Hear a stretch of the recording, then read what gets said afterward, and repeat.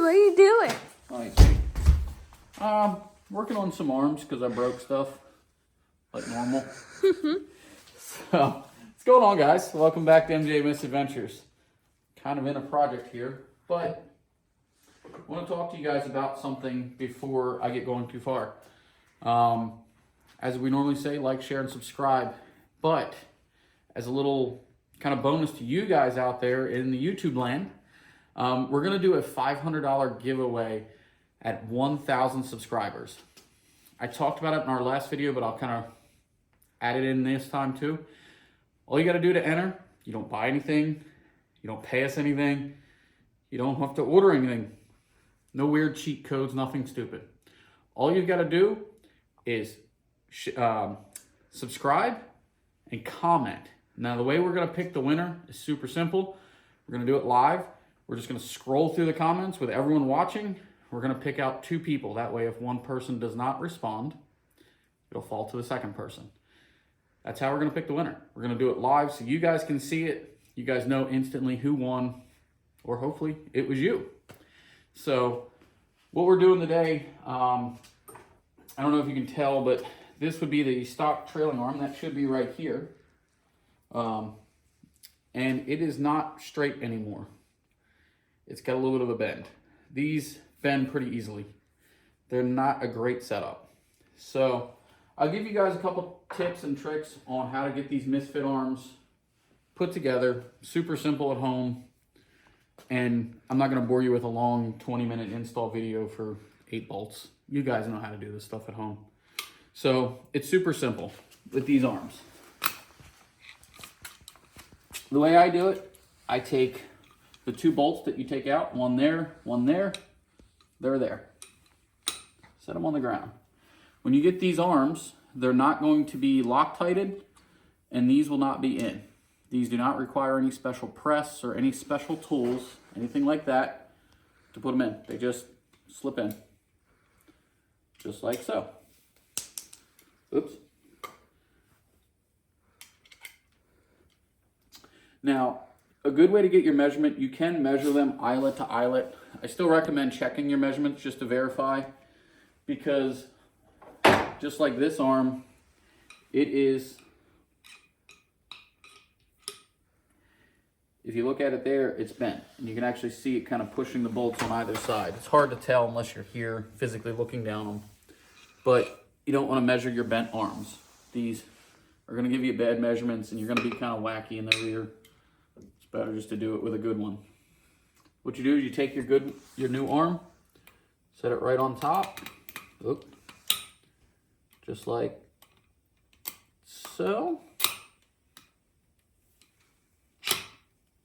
Oop. There we go. Now, if you notice how the bolts are sticking straight up, you can't really see that one as well because it's kind of buried in this double shear. But that's how you can set these up. You can measure them as well and verify your measurements over and over. But this is a good point to show you how much clearance you pick up. So that is your stock lower arm, the closest one to us. And this is the misfit arm on the inside.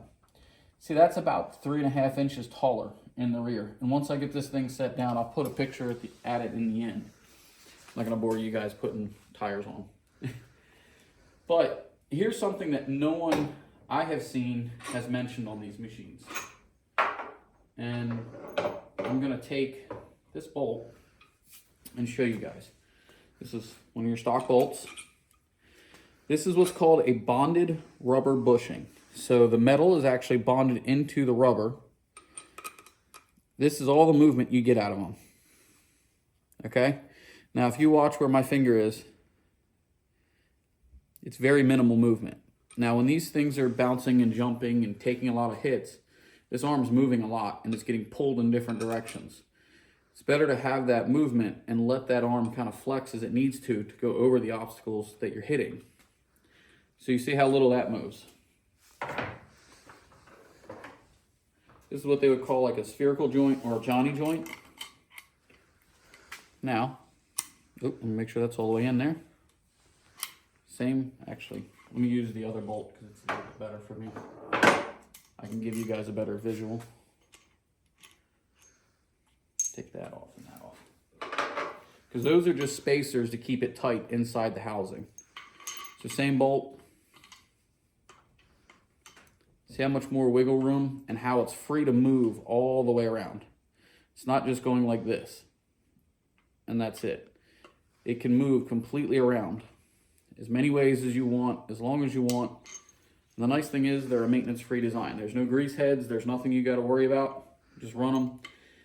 In the event that one of these joints go bad, you just order a new joint.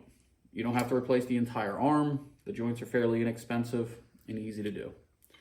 So that's it. And then, the other thing you want to make sure you do is you want to put Loctite on both of your nuts on both sides, just to keep everything nice and tight. So, super simple.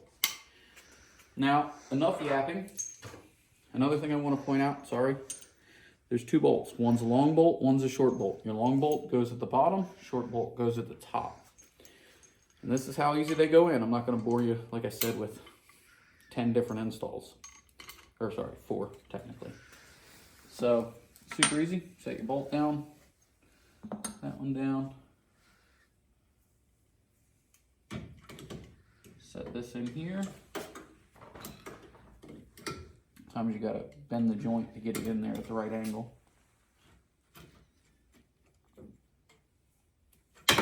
Oops.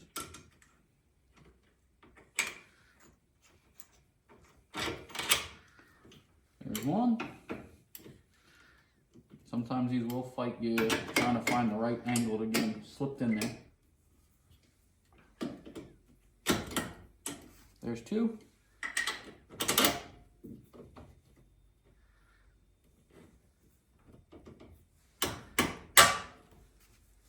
That's it. Put your bolts on. Super simple, guys. You can do this at home, and I want to see you guys doing this stuff at home. That's what makes this fun, having these things. I just have a 15 millimeter socket and just a regular adjustable wrench. You can use whatever you like. I think the back nuts are 17 or an 18, I don't recall. And the bolt on the outside is a 15. So, super easy. I'm just gonna run these on real quick and let you guys get out of here. So I'm sure you guys have something fun to do today, like go ride today. That's what we should all be doing today. Not working on these things.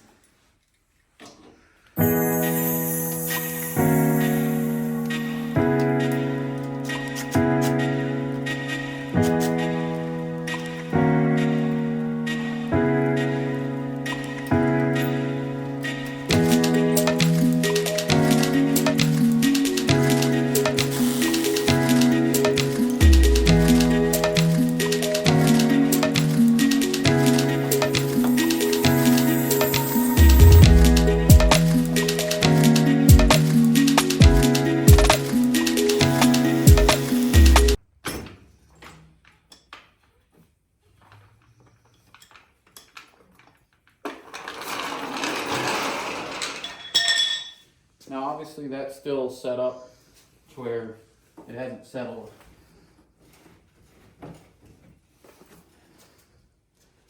That's scrubbed out. Let me see that real quick.